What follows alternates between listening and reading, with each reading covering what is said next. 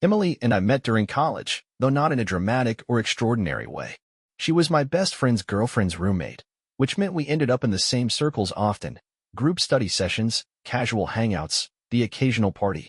At first, we were just acquaintances, exchanging polite conversation here and there. But over time, we became real friends. Emily had this natural energy about her, confident without being overbearing, friendly without feeling fake. People liked her, and it was easy to see why. She had a way of making everyone feel comfortable, drawing them in without even trying. I was more reserved, the type to observe rather than participate, but she never made me feel out of place. If anything, she brought me out of my shell in ways no one else ever had. Our relationship started slowly, built on long talks and an easy companionship that never felt forced. We could sit together in silence and still feel connected. She challenged me, made me laugh, and saw parts of me that I didn't even know were there.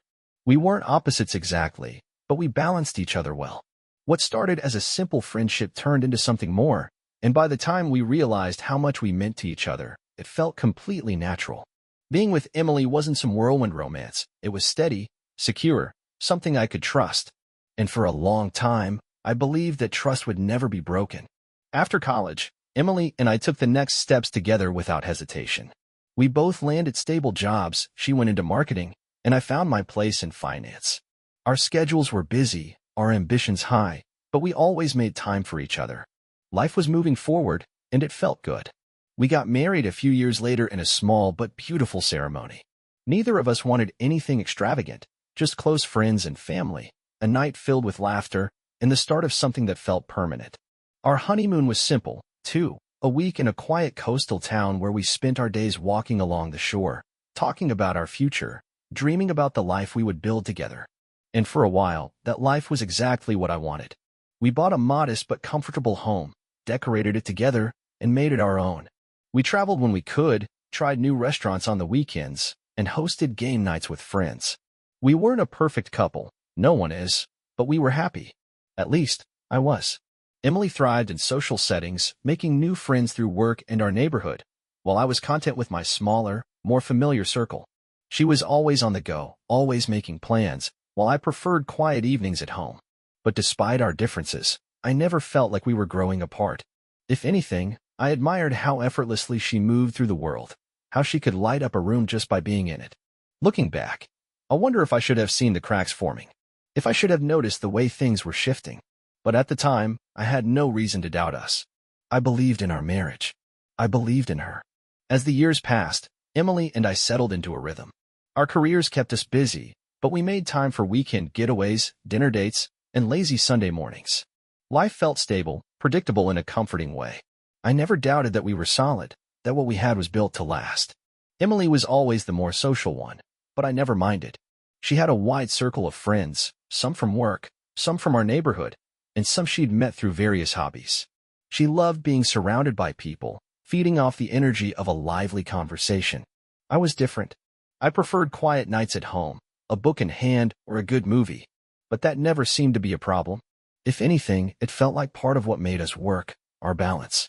At least, that's what I thought. Looking back now, I see the moments that should have made me pause.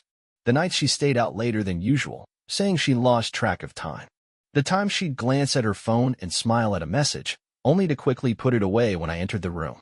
The way she slowly started pulling away, little things at first, like how she'd sit on the other end of the couch instead of next to me, or how our conversation started feeling more like small talk than the deep discussions we used to have. But at the time, I didn't question any of it. I trusted her. I believed that we were just busy, that life had gotten in the way, but that we'd always find our way back to each other. I thought this was just how marriage worked, ebbs and flows, periods of closeness and distance. I told myself that everything was fine, that Emily was still Emily, and we were still us. I had no idea how wrong I was. I can't say exactly when Emily began to slip away from me. There wasn't a single moment, no clear shift where I could point and say, this is when everything changed. It was gradual, like a tide slowly pulling back, revealing parts of the shore I had never noticed before. Looking back, I wonder if I had been willfully blind, refusing to acknowledge what was happening because the truth would have been too painful to accept. It started with small things, things that, at the time, I brushed off as normal changes in a long-term relationship. She started spending more time with her friends, going out for drinks after work more often. She had always been social, so I didn't think much of it. When she told me about upcoming girls' trips, I encouraged her to go, believing that space in a marriage was healthy. I wanted her to be happy, to feel fulfilled, and if that meant nights out or weekend getaways with friends, then I had no reason to question it. But then the distance between us grew. Conversations that used to flow effortlessly became surface level. I would ask her about her day, and she would answer in short, vague responses before changing the subject. She seemed distracted, her mind somewhere else, even when she was sitting right next to me. When I reached for her hand, she would pull away without thinking, as if the connection between us had become an afterthought. The first time I truly felt uneasy was when she started guarding her phone. Emily had never been secretive. She would leave her phone on the kitchen counter or the coffee table without a second thought. But suddenly, it was always in her hand or face down on the table. She started getting more notifications, messages she wouldn't open in front of me. I told myself it was nothing, that I was imagining things. After all, if she were hiding something, wouldn't she be more careful? Wouldn't she try harder to cover her tracks? But the biggest red flag came when she planned her latest trip, a week-long vacation with her closest friends. She was more excited about this trip than any other I could remember. I saw it in her eyes, the way they sparkled when she talked about it, how she seemed almost restless in the days leading up to it. I told myself she just needed a break, a chance to unwind. I didn't want to be the jealous, overprotective husband who questioned his wife's need for independence. Still, something nagged at me. I tried to ignore it, but the feeling wouldn't go away. One night, as she packed her suitcase, I casually asked about the details, where they were staying, what the plan was. Her answers felt rehearsed, as if she had gone over them in her head before I even asked. She told me they had rented a beautiful beach house, just the girls, a chance to relax and disconnect. And yet, the unease lingered. I told myself I was just being paranoid, that after all these years together, I had no reason to doubt her, that Emily was my wife, my best friend, and the person I had built my life with. But deep down, something inside me already knew. I just wasn't ready to face it yet. The night before Emily left for her vacation, I watched her pack with an excitement I hadn't seen in her for a long time. She was always happy before trips, but this felt different. There was a kind of nervous energy in her movements, like she couldn't wait to get away. I told myself it was nothing, just her looking forward to some time with her friends. But something about it didn't sit right with me. She had spent extra time picking out new outfits for the trip, more than she ever had before. She bought new lingerie, something she never wore for me anymore. When I noticed it while she was folding her clothes, I made a teasing comment about how fancy her vacation wardrobe was. She laughed it off, saying she just wanted to feel good about herself. I smiled, acting like I wasn't bothered, but inside, something twisted in my stomach. I had spent years trusting Emily without question. We had built a life together, one where I believed we were both safe in the love we had. But now, for the first time, I was starting to wonder if I had been naive, if I had been blind to things that had been right in front of me for months. That night, as she slept beside me, I lay awake staring at the ceiling, unable to shake the uneasy feeling creeping through me. I kept reminding myself that I had no proof of anything, that I was just overthinking, overanalyzing little changes in her behavior that probably meant nothing. After all, she had never given me a reason to doubt her before. And yet, something felt off. The next morning, she kissed me goodbye with a smile that seemed just a little too bright. I told her to have a great time, to enjoy herself, and she promised to call when she got there. I watched her drive away, my stomach tight with an anxiety I couldn't explain. Hours passed, and I tried to distract myself with work, but my mind kept drifting back to her. When she finally texted to say she had arrived safely, I felt a brief sense of relief. But then I noticed something strange. She didn't send any pictures. Normally, she'd snap a quick selfie or a shot of the beach, something to show me where she was. But this time, just a short message. I pushed the thought away. Maybe she was just busy settling in. Maybe I was reading too much into things. But deep down, I couldn't shake the feeling that something was wrong. And soon, I would find out just how right I was. The first few days of Emily's trip passed without much thought on my end. I kept busy with work, went to the gym, and used the quiet time at home to catch up on a few things I had been putting off. She texted me every so often, brief check-ins about how much fun she was having and how beautiful the beach was. I responded with the usual, telling her to enjoy herself, to relax. Everything seemed normal. But as the days went on, something began to feel off. It wasn't suspicion, not at first, just a lingering feeling that I couldn't quite place. She wasn't calling me like she usually did when she was away. In past trips, she would send me pictures of her food, the view from their hotel, a quick selfie of her and her friends laughing over drinks. But this time, nothing. I brushed it off at first. Maybe she was just enjoying the moment, staying present with her friends instead of being glued to her phone. That was a good thing, right? But then, there were little things. A message that seemed strangely generic, having so much fun. Talk soon. A text sent late at night when I knew she wasn't the type to stay up partying. And then, on the fourth night, I called her, just to hear her voice, to ask how her trip was going. She didn't pick up. That in itself wasn't unusual, but she didn't return the call either. Instead, she texted me an hour later. Sorry, babe. Fell asleep early. Talk tomorrow. It wasn't proof of anything. It wasn't even a reason to be suspicious. But it was strange. Emily was the kind of person who could fall asleep anywhere, but she never ignored calls. Even if she was tired, she would at least pick up for a minute, tell me good night. Still, I told myself not to overthink it. I wasn't the kind of man to get worked up over small things. We had been married long enough for me to know that sometimes people just needed space. And yet, something inside me felt unsettled. It wasn't paranoia. It wasn't suspicion. It was just a quiet, nagging thought that I couldn't quite silence. By the fifth day of Emily's trip, I had settled into my usual routine. Work, gym, coming home to a quiet house. It was almost peaceful. I wasn't the type to dwell on things unnecessarily, and I had no reason to think something was wrong. Emily and I had been together for years, and if she needed some time away with her friends, I wasn't going to be the kind of husband who questioned her every move. That night, I had just finished dinner when my phone rang. It was an unknown number. I almost ignored it, assuming it was another spam call, but something made me pick up. The voice on the other end was hesitant, almost nervous. Hey, it's Claire. I recognized the name immediately. Claire was one of Emily's closest friends, the kind she had known since college, the kind she trusted with everything. I don't know if I should be calling you, but I can't keep quiet anymore. I frowned, confused by her tone. Claire had never called me before, not once in all the years I had known her. I think you deserve to know the truth about Emily. The way she said it made my stomach tighten. I gripped the phone tighter, my body tensing, but I didn't say anything.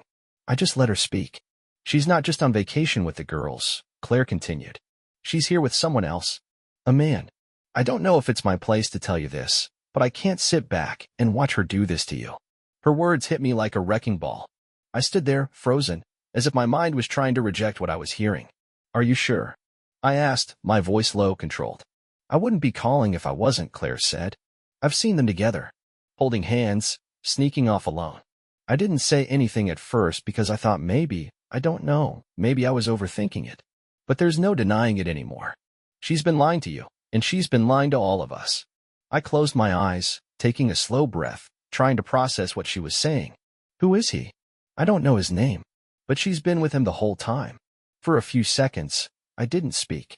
My pulse was pounding, my jaw clenched so tight it hurt. I had spent the past few days telling myself not to overthink things, convincing myself that nothing was wrong. And now, I had undeniable proof that everything was wrong. Claire apologized again, telling me she couldn't keep it from me any longer, that she felt sick knowing what Emily was doing behind my back. I barely heard her. My mind was elsewhere, running through a million different thoughts, a million different memories. Every moment that had felt off suddenly clicked into place. Emily had betrayed me. I thanked Claire for telling me, my voice calmer than I felt. When I hung up, I sat there in silence, staring at the wall. And then, the anger hit. A slow-burning, all-consuming rage. She had lied to me. She had looked me in the eyes, kissed me goodbye, and gone off to spend a week with another man. My wife. The woman I had trusted more than anyone. I felt my hands curl into fists, my breathing slow and deliberate. There was no doubt anymore. No room for excuses, no space for denial. Emily had made her choice.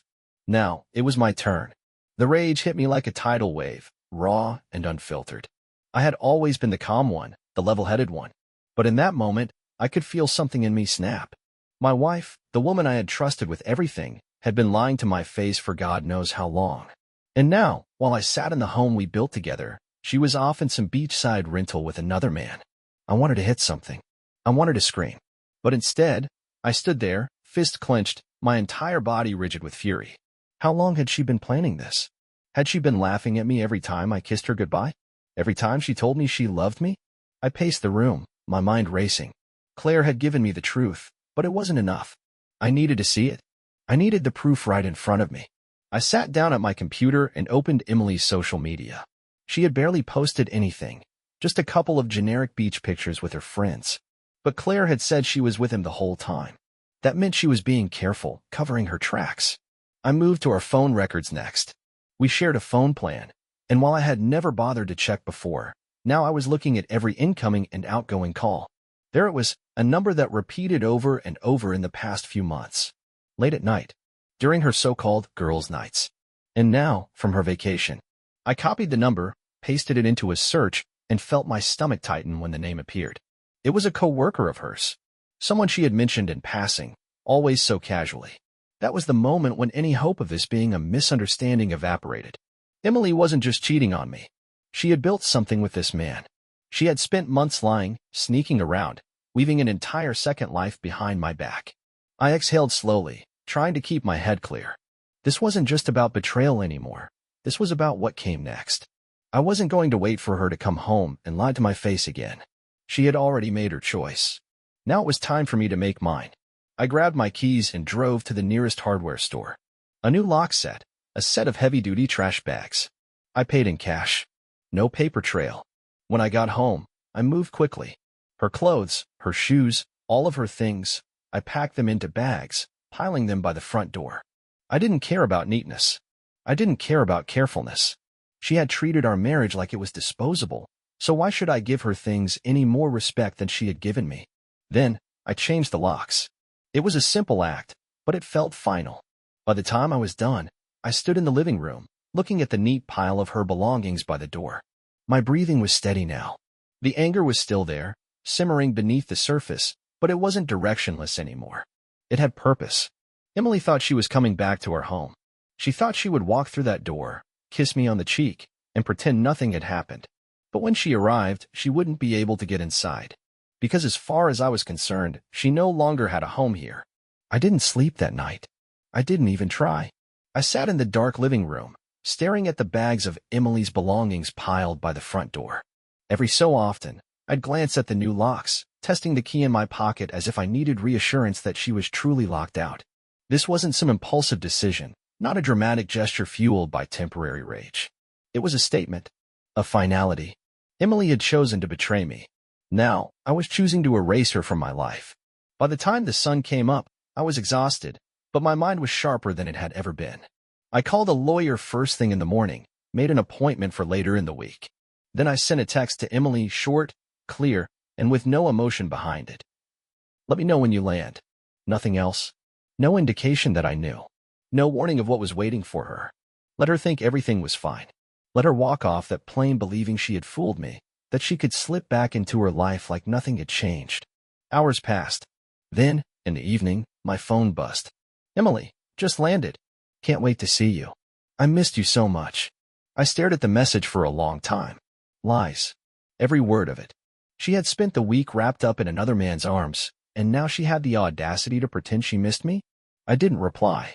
I just sat back and waited. An hour later, the sound of a car pulling into the driveway made my pulse slow. Then, footsteps. The jingle of keys. And then silence. For a few moments, nothing happened. I could picture it perfectly. Emily standing at the door, key in hand, confusion spreading across her face as she tried again. Then, a pause as she noticed her bags neatly stacked outside. Finally, the knock came. One, then another. Babe. Her voice was muffled through the door. She knocked again, more urgently. Hey, the door won't open. I think something's wrong with the lock. I didn't move. I just let her sit with it. Let her feel it. A few seconds passed before I heard the sound of her digging through her purse, probably checking her phone. Then, another knock. Louder this time. Hello? Are you home? She was trying to keep her voice steady, but I could hear it, the first hint of panic. The realization that something wasn't right. I stood, finally, and walked toward the door.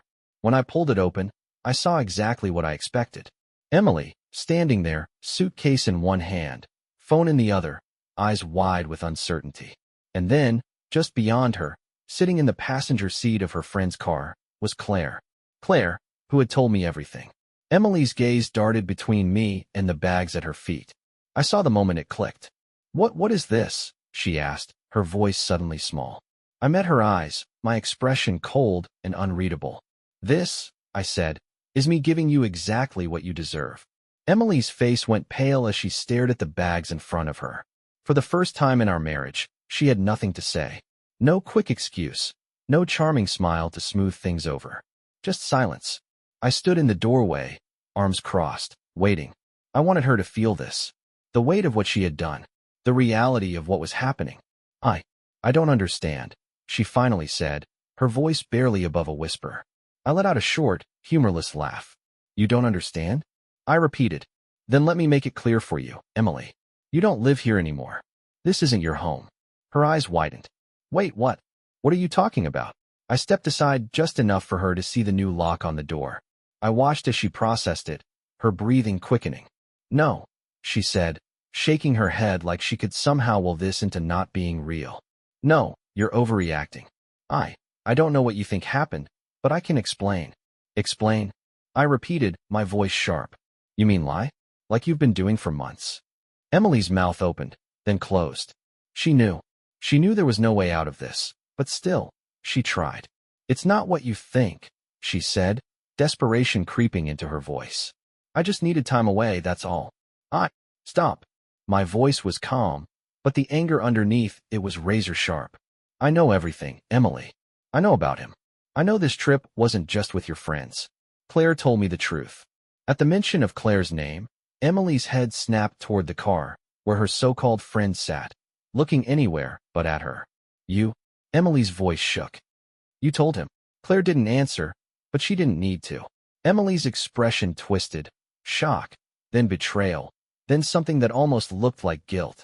I didn't give her a chance to turn it back on me. You spent the last week in another man's bed, I said, my voice low and firm. And now you think you can just walk back in here like nothing happened? Like I'm some idiot who's just supposed to pretend I don't know? I made a mistake. Emily said quickly. It didn't mean anything. It was stupid. Stop lying. My patience was gone. I don't care what excuses you have. I don't care if you think it was a mistake. You don't get to decide what happens now. I do. And I'm done, Emily. Tears welled in her eyes, and for a brief second, I saw it. The moment she realized this wasn't a fight she could win. Please, she whispered. Don't do this. Let's talk. I shook my head. There's nothing left to talk about. Your things are here. Take them and go. Emily stared at me like she didn't recognize the man standing in front of her. Maybe she didn't. Maybe, for the first time, she was seeing what it looked like when I stopped caring. She opened her mouth like she wanted to argue, to plead, but then she saw something in my face, something that told her this was over. Her shoulders sagged, her breath coming out in a shaky exhale. I never wanted this, she whispered. Neither did I said. And with that, I stepped back inside and closed the door. The last thing I heard was the sound of her suitcase wheels scraping against the pavement as she finally walked away. The sound of the door closing behind me should have felt like an ending. But as I stood there in the silence of my house, my house now, it didn't feel like anything at all. There was no sense of victory, no wave of relief, no immediate grief. Just stillness. Emily was gone. I knew she had no choice but to take her things and leave, yet some part of me had expected more resistance. More begging, more justifications, more of the manipulations she had probably rehearsed in her head during her flight home. But instead, she had just stood there, looking at me like I was a stranger, before finally accepting what she had done. I walked back to the living room, sat down, and stared at the wall. It was strange how quickly life could change. 1 week ago, I had been a husband who trusted his wife. Now, I was a man rebuilding his life from the ground up. I picked up my phone and scrolled through my messages. Emily hadn't sent anything. Maybe she knew better than to try. Maybe she was too embarrassed to face the reality of what she had done. Or maybe, most likely, she was with him now. It didn't matter. I opened my email and sent a follow-up to my lawyer. The divorce papers would be filed soon, but I wanted everything to move as quickly as possible. I wasn't going to drag this out. There would be no drawn-out discussions, no second chances, no dramatic confrontations. She had made her decision long before I found out about the affair.